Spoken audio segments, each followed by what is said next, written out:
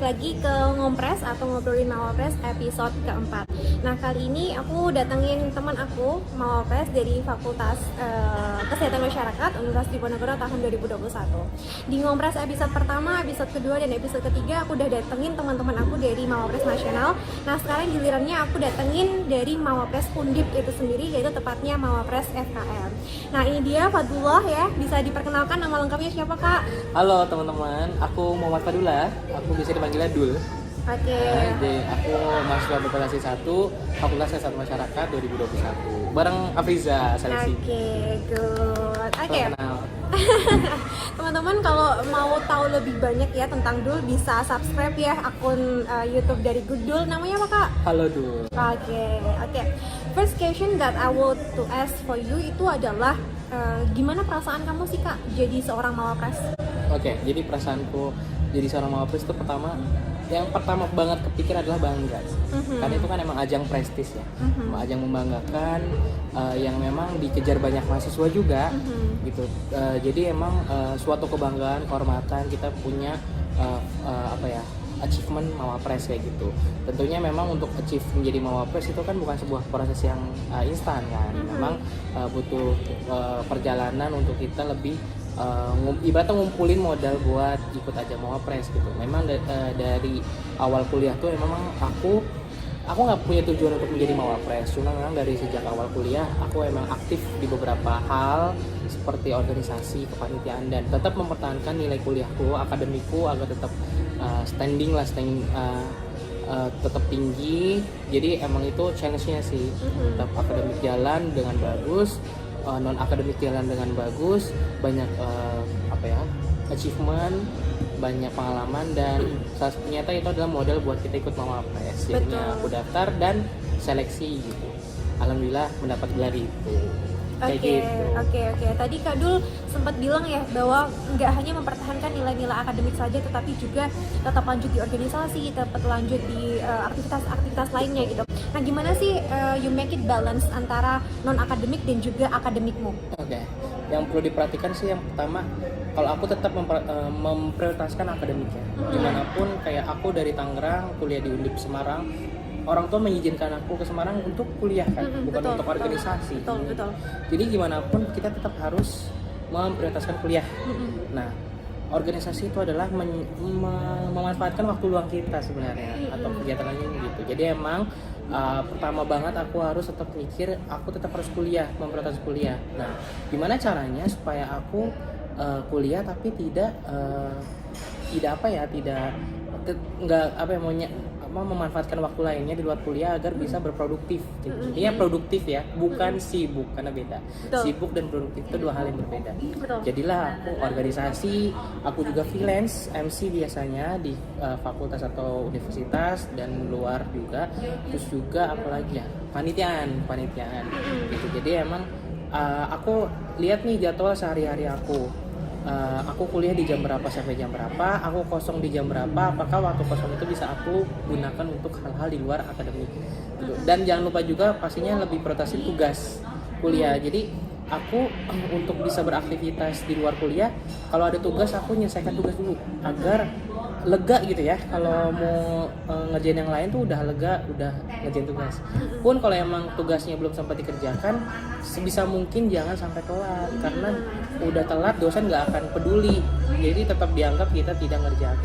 Jadi emang berat sih ya, cuman ya kita tetap harus balance sih gitu. Itu sih kalau Oke.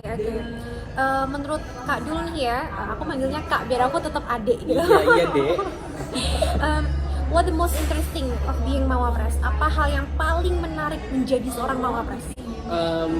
Yang paling menarik tuh mengubah mindset aku. Lebih ke orang yang aku bisa menjadi sesuatu hal yang di luar, melebihi apa yang aku bayangkan.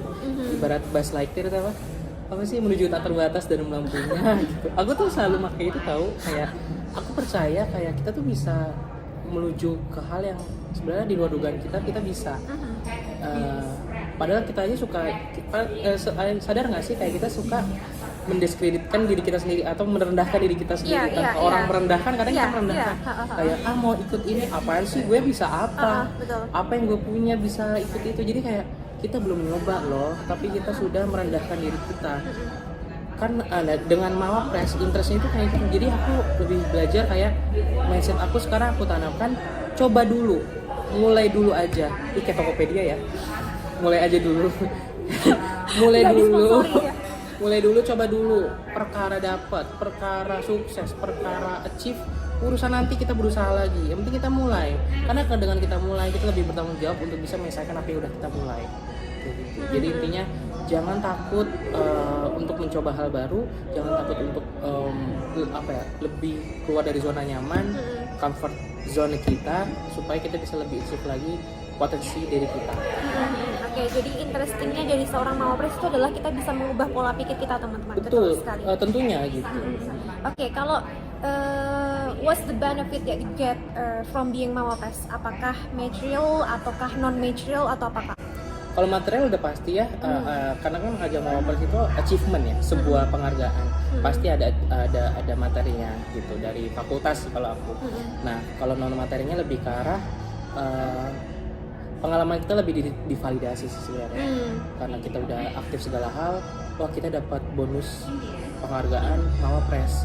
Jadi kayak memvalidasi, wah memang orang ini terbukti valid gitu, ibaratnya keaktifannya, pengalamannya. Jadi kayak balik lagi ke personal branding sih itu, jadi branding diri kita lebih bagus aja gitu. Gitu sih aku rasa belakangan ini gitu. Apalagi kayak aku juga aktif jadi pembicara seperti Afiza juga, jadi ibaratnya kayak kredibel lah buat ngomongin itu gitu. Jadi kayak gitu. Oke, talk about your personal branding ya Kak. How you can use your personal branding, kayak gimana kamu melibatkan Mawapres sebagai personal branding kamu untuk bisa membuktikan kredibilitas kamu. Oke, jadi emang personal brand itu berkaitan sama kredibilitas seseorang gitu. Kayak nggak usah mahasiswa deh, kayak kita nih mau membuat acara, mengundang pembicara, pasti kan kita mencari pembicara yang terbaik nggak sih, agar muatan informasi yang diberikan itu valid, itu emang sesuai keinginan kita membuat acara itu. Nah, dengan Mawapres itu tuh lebih yang menguatkan personal branding kita itu. Misalnya kayak aku nih, aku kan basicnya backgroundnya kesehatan masyarakat, dimana aku lebih mendalami bidang komunikasi. Aku juga membuat konten, menginspirasi orang kayak gitu. Terus juga aku kontenku podcast, YouTube segala macam. Aku juga MC kayak gitu. Dan aku juga mendalami dan ikut training kayak komunikasi, dimana suatu saat aku akan mengajari atau mementoring orang atau membuat sesi ngajarin orang tentang komunikasi, aku bisa kayak gitu. Nah, divalidasi oleh Mawapres validasi itu gitu loh, kredibilitas itu. Jadi emang itu menurutku itu personal branding banget gitu. Nah, itu urusan yang tadi. Nah, kalau kayak di future karir misalnya, Mawapres itu kan nilai lebih ya, value kita yang berbeda dengan orang lain. Apa sih, kan kalau kayak kita melamar kerja, ibaratnya apa sih yang mesti kita berikan ke perusahaan itu, dan nilai apa yang berbeda, nilai kita yang kita jual ke perusahaan itu, apa yang membuat kita berbeda dari orang lain. Nah, salah satunya Mawapres. Bisa bilang tidak semua mahasiswa bisa jadi Mawapres kayak gitu. Jadi kita orang-orang terpilih lah yang bisa mendapat achievement kayak gitu. Kayak gitu sih sebenarnya. Oke, Dul ini kan suka banget ya tentang komunikasi gitu. Public speakingnya juga bisa kelihatan bagus banget. Dia juga sudah di-invite di beberapa webinar atau seminar gitu ya untuk mengisi acara-acara tertentu. Nah, menurut Dul sendiri, seberapa penting public speaking bagi seorang Mawapres? Apakah seorang Mawapres itu wajib memiliki public speaking yang bagus atau tidak? Nah, menarik nih. Sebenarnya mungkin bukan cuma Mawapres ya, sebagai mahasiswa atau orang. Kita tuh bisa ngomong, bisa talking, tapi nggak semua orang bisa speaking. Gitu. Karena maksudnya kayak yang paling aku rasa itu di presentation skill. Kayak kita membuat presentasi tentunya butuh tools namanya PowerPoint, misalnya kayak slide gitu. Banyak orang menuliskannya itu kalimat novel, berat banyak gitu. Padahal harusnya poin-poin aja yang kita kembangin kan. Itu aja banyak yang belum tahu. Kayak maksudnya public speaking itu sebenarnya penting buat setiap orang, karena pertama itu menyangkut kepercayaan diri. Gimana caranya kita menghadapi audiens, gimana cara kita menghadapi pertanyaan yang ditanyakan ke kita. Kita harus cepat berpikir gimana cara menjawabnya, dan gimana cara kita mendeliver informasi secara efektif. Itu balik lagi komunikasi efektif. jadi kalau teman-teman tahu sebenarnya komunikasi efektif itu sederhananya adalah ketika audiens itu paham materi yang disampaikan oleh pembicara dan tidak ada gapnya. Ibaratnya aku nyampein A, ya teman-teman yang dapatnya A bukan B. Itu namanya komunikasi efektif gitu. Jadi nah itu tuh berkaitan sama public speaking. Maksudnya itu sangat kerasa banget. Jadi karena alhamdulillahnya aku bisa public speakingnya bagus, lebih aware itu, dan aku bisa mempelajari itu, dan alhamdulillah udah terbukti beberapa kali sesi sih. Jadi kayak suatu kebanggaan sih punya public speaking. Jadi emang public speaking itu aku pernah dikasih tahu sama salah satu dosen komunikasi. Jadi public speaking itulah ilmu yang mudah dipelajari, learnable skill, kalian yang gampang mudah dipelajari. Yang penting kita mau belajar, nggak ada hambatan hanya tertentu aja yang bisa belajar itu nggak apa ya, orang mau introvert mau extrovert itu harus bisa public speaking gitu. Nggak ada bisa public speaking mah hanya extrovert aja, enggak, itu salah. Siapapun bisa public speaking, yang penting kamu belajar, menggeluti ilmunya, dan kamu praktik. Intinya praktik public speaking tuh. Mau nonton di YouTube tentang public speaking, kalau kamu nggak praktik, kamu nggak melakukannya dengan baik, tetap aja kamu nggak akan bisa.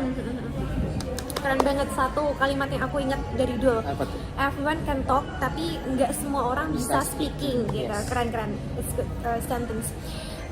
Selanjutnya ya Kak, dari Mawapres kita juga belajar public speaking dan juga English ya, komunikasi dengan bahasa Inggris.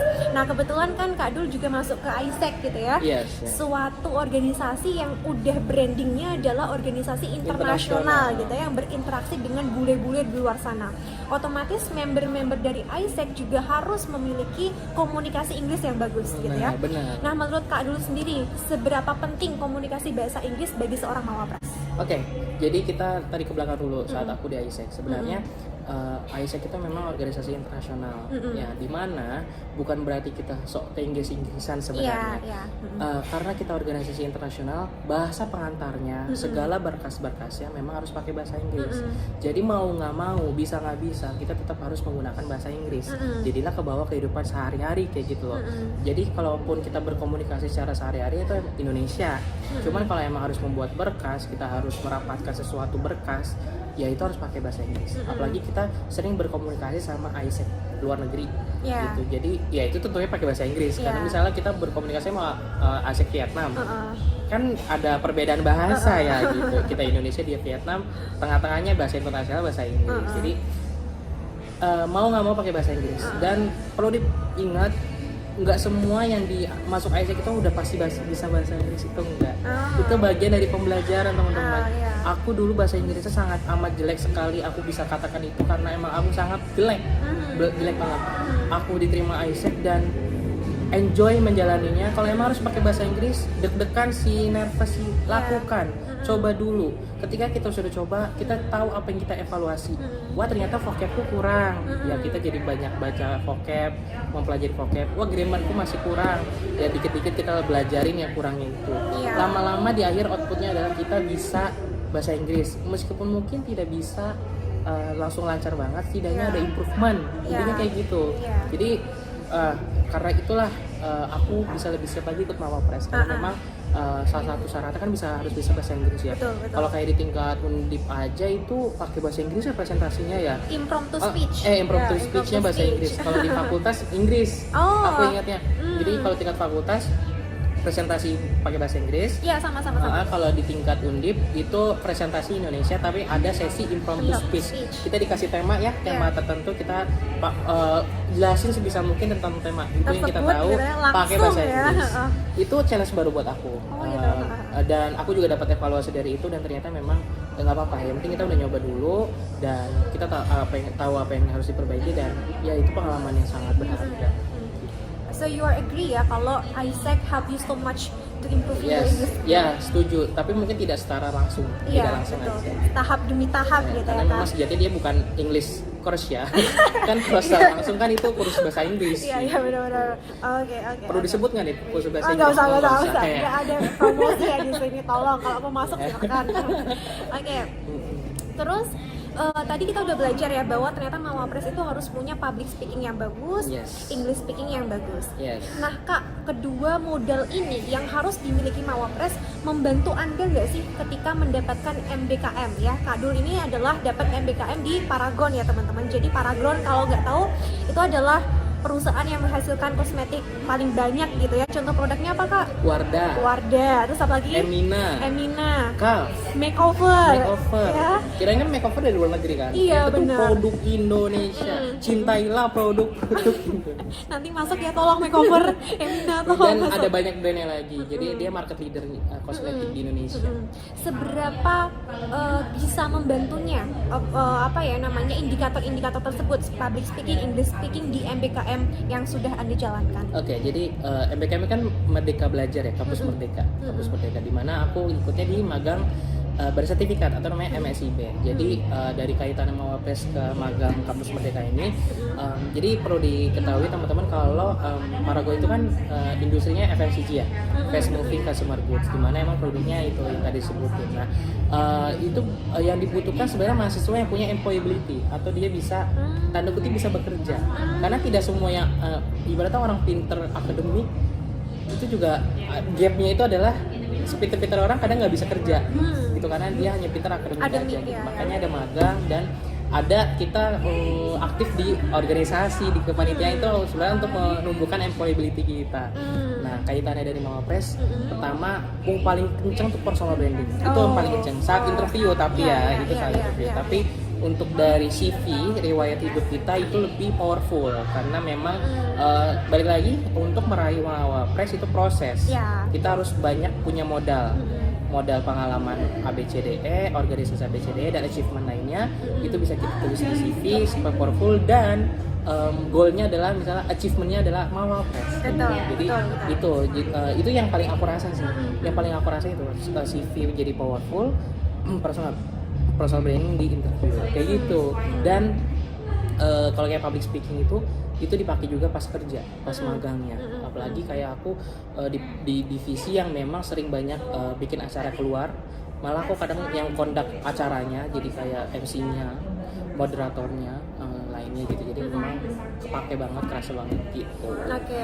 Oke. Jadi teman-teman di luar sana bisa mengetahui sendiri ya bahwa title Mawapres it will help us so much in interview stage. Itu bakalan sangat-sangat membantu kita untuk meyakinkan si HRD ataupun user bahwa kita tuh memiliki kemampuan dan kapabilitas yang tinggi. Gitu. Nah Kak, sekarang nih aku pengen minta masukan dan pendapat dari Kak Dul nih. Apa sih yang sebaiknya Universitas Diponegoro lakukan untuk mencetak Mawapres yang memiliki kapabilitas tinggi? Kak Dul kan udah melewati berbagai proses ya, mulai dari seleksi departemen, seleksi fakultas, sampai ke seleksi Universitas Diponegoro. Apa yang harus Undip lakukan supaya Mawapresnya tuh bagus gitu dari tahun ke tahun? So far yang aku tahu sebenarnya Undip tuh sangat perhatian banget sama mahasiswanya untuk ajang Mawapres. Karena itu yang kita rasakan berdua. Sebenarnya yang aku lihat Undip sudah bagus untuk mengemas acara ajang Mawapres ini. Cuman mungkin sosialisasinya kurang untuk ayo kamu jadi Mawapres, ajakan. Call to action ibaratnya call to action. Nah, mungkin setiap PMB kali ya, penerimaan mahasiswa baru, pendikar, mungkin bisa lebih digaungkan lagi. Ada loh namanya ajang juga Mawapres. Ajang ini bisa diikuti semua orang. Ajang ini tidak menutup kalangan tertentu kayak gitu. Terus juga ajang ini diselenggarakan di semester 6. Yang bisa ikut tuh harus yang sesuai syarat ketentuan yang bisa kamu dapat sendiri hasil dari kerja keras kamu, contohnya kayak mempertahankan nilai akademik, kurikuler, co-kurikuler dan ekstrakurikuler. Jadi mempertahankan akademik, aktif di akademik juga, misalnya kayak mungkin bisa jadi format ya, jadi format, asisten dosen, asisten lab, terus di proyek-proyek dosen, terus juga di ekstrakurikuler misalnya berorganisasi, penelitian, itu kayaknya kurikuler. Terus kepanitiaan, organisasi dan lainnya sih. Freelance, tentunya freelance karena itu berkaitan sama employability. Iya, betul. Jadi seharusnya universitas dari pihak birokrasi maupun dari pihak himpunan ya atau BEM gitu ya, atau rekan-rekan organisasi itu harus saling bekerja sama untuk Betul. bisa meningkatkan vibe-nya Vibe, dari betul. si Mawapres itu Vibe-nya. sendiri gitu ya. Ibaratnya ajangnya udah bagus, ajangnya udah ada, budgetnya udah ada, Betul. tapi sepi peminat. Betul, Itu betul. tanda kutip kurang marketing. Iya, Gitu. betul. Benar-benar. Jadi kayak itu yang aku rasa di FKM juga. Udah deh diumumin di Senat gitu di BEM, tapi nggak ada yang daftar dong karena orang udah jiper lah udah rendah Betul, duluan. betul. Jadi emang perlu ditanamin di mindset dari mungkin mahasiswa baru. Ajang ini boleh diikuti oleh siapapun, nggak ada setiap kamu pinter apa nggak boleh ikut ini, nggak pinter gitu, siapapun boleh ikut asalkan kamu punya modal ABCDE yang nanti dipakai di semester 6 untuk seleksi. Betul. Udah kayak gitu. Ini nih the last question gitu ya. Do you have any recommendation or suggestions to Mawapres yang saat ini kepilih Kak? Jadi kan udah kepilih gitu ya Mawapres tahun 2022 di Yes. seluruh universitas di Indonesia itu udah kepilih masing-masing karena ini sudah memasuki tahap nasional. Nah, punya nggak sih Kak rekomendasi atau saran atau masukan untuk Mawapres? Harusnya tuh Mawapres gini atau harusnya mereka menghandle seperti ini atau gimana Kak? Silakan. Siap. Jadi kalau kayak rekomendasi buat teman-teman Mawapres nih yang udah kepilih, sebenarnya kayak Mawapres itu kan salah satu yang aku bisa bilang indikatornya itu adalah dampaknya buat orang lain. Betul. Jadi kita tuh tanda kutip berprestasi, pinter bukan cuma buat diri kita. Betul. Keberadaan kita tuh membawa manfaat buat orang lain. Betul. Nah tentunya dengan keberadaan Mawapres ini bisa menjadi panjangan tangannya. Panjang Ya, tangan. ya, Apa sih panjang tangan mencuri ya? Ibaratnya tangan kanannya tangan kanannya atau perwakilannya dari Kemendikbud, dari dinas-dinas representatifnya. representatif buat kayak menginspirasi, memberdayakan masyarakat supaya masyarakat yang tadinya tidak tahu jadi tahu sebuah hal dan lebih mandiri lagi. Kan fungsinya memberdayakan masyarakat lebih mandiri ya, dia bisa menghasilkan sendiri sesuai misalnya bidang ilmunya masing-masing. Oke. Misalnya visi dari teknik kimia dari Kesmas, misalnya aku kayak memberdayakan masyarakat agar lebih sadar kesehatan dari beberapa indikator kesehatan lingkungan, misalnya kayak air, udara, tanah dan lainnya kayak gitu sebenarnya lebih apa ya, yang setelah jadi Mawapres lebih giat lagi Betul. buat membawa dampak positif ke masyarakat. Oke, keren banget ya teman-teman, itu adalah ngobrol kita tentang Mawapres gitu ya. Harapannya dari Ngompres ini teman-teman bisa mendapatkan insight baru, wawasan baru mengenai pemilihan mahasiswa berprestasi. Nah terakhir Kak, what's your planning for the next? Apakah ingin melanjutkan studi ataukah kerja atau gimana Kak? Oke, berhubungan yang kita alhamdulillah udah lulus ya, berdua tinggal wisuda aja. Jadi Udah lulus guys. nextnya itu sebenarnya ada dua sih. Aku nggak bisa milih salah satu. Dua yaitu memang mau kerja ya. Kita pengen financial freedom lah ya.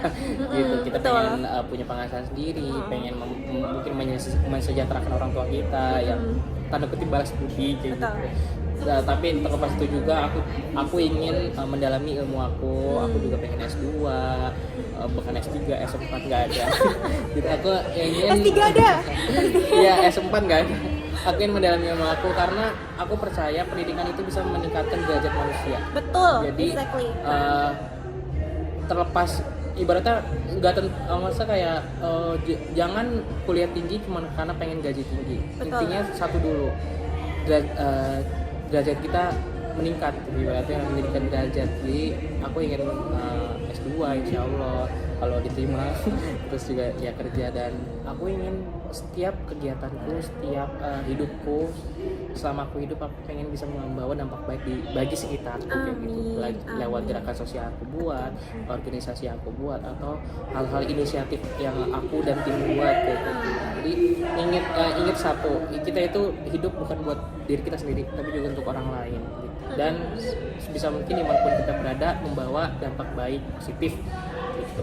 Udah kayak gitu sih. Amin. Oke, teman-teman di luar sana, kita semuanya sama-sama berdoa ya, semoga Kak Dul juga kedepannya lancar, Amin. teman-teman di luar sana juga studinya lancar, pekerjaannya lancar, dan kita semuanya bisa menjadi manusia yang berkualitas dan unggul serta memberikan dampak untuk sosial dan lingkungan kita masing-masing. Amin. Oke, sekian ngompres kita episode keempat kali ini. See you soon on the next episode.